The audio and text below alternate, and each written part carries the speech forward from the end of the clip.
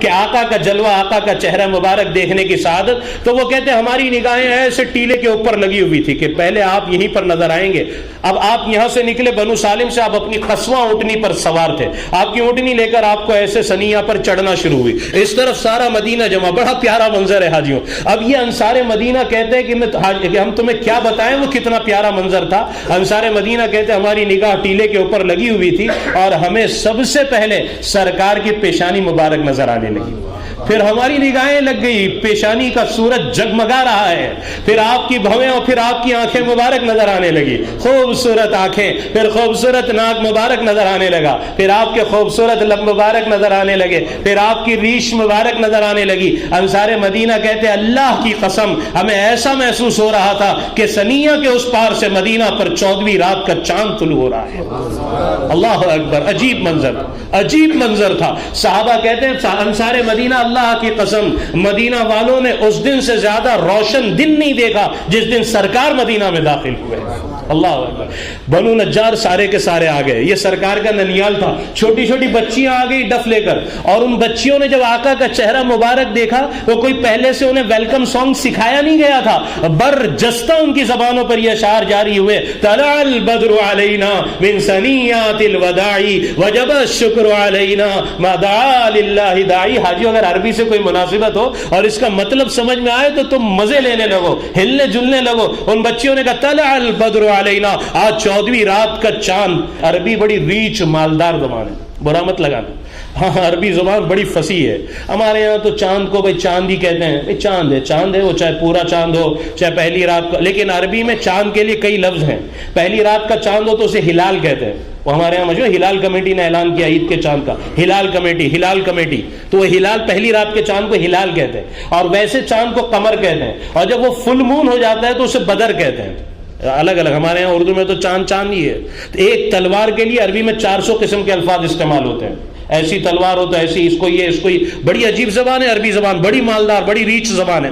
تو وہ بچیوں نے بھی تشبیہ دی تو ہلال سے نہیں دی، قمر سے نہیں دی، بلکہ تشبیہ بھی دی تو فل مون سے دی. طلع البدر علینا من ثنیات الوداع وجب الشکر علینا ما دعا للہ داعی. آج اللہ کا شکر ہم پر واجب ہے کہ جو ہم اس اللہ کا شکر ادا کریں جس نے ماہ کامل کو، فل مون کو مدینہ شریف پر طلوع کیا.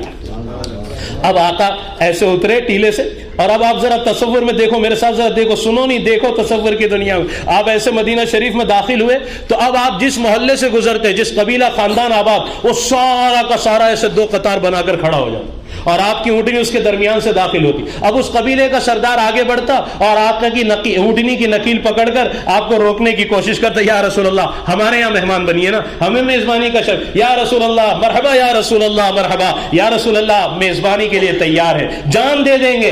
یہ آنکھ جب تک چمکتی رہے گی کوئی آپ کے قریب بھی نہیں. یا رسول اللہ آئے نا یہاں قیام. آپ فرماتے دعوها دعوها فإنها مامورة، یہ آپ کے جملے ارشاد، دعوها فإنها مامورة، چھوڑ دو، پیچھے ہٹ جاؤ. یہ اونٹنی اللہ کے حکم کی پابند ہے. یہ جہاں خود سے دیکھو، میں بھی اس کی نکیل چھوڑ رہا ہوں، آپ نے بھی اس کی نکیل چھوڑ دی. اپنے ہاتھ میں جو نکیل مبارک تھی کہ یہ خود سے جہاں بیٹھے گی میں وہاں قیام کروں گا. یہ اللہ کے حکم کی پابند ہے یہ اونٹنی، اس لیے اس کو میں بھی چھوڑ رہا ہوں. یہ جہاں خود سے بیٹھے گی. اب وہ جس جگہ سے گزر جاتی وہ تو مایوس ہو جاتے کہ یہ شرف ہمارے ہاتھ سے گیا، ہمیں میزبانی کا شرف. اب وہ چلتے چلتے، لمبی تفصیل ہے، آج جہاں مسجد نبوی کا ممبر ہے یہ اونٹنی آ کر پہلے وہاں بیٹھے. اب وہاں کسی کا گھر نہیں تھا، بیٹھی آپ دیکھ رہے ہیں، اور وہ فوراً اٹھ گئی واپس، اور پھر تھوڑا آگے چلی.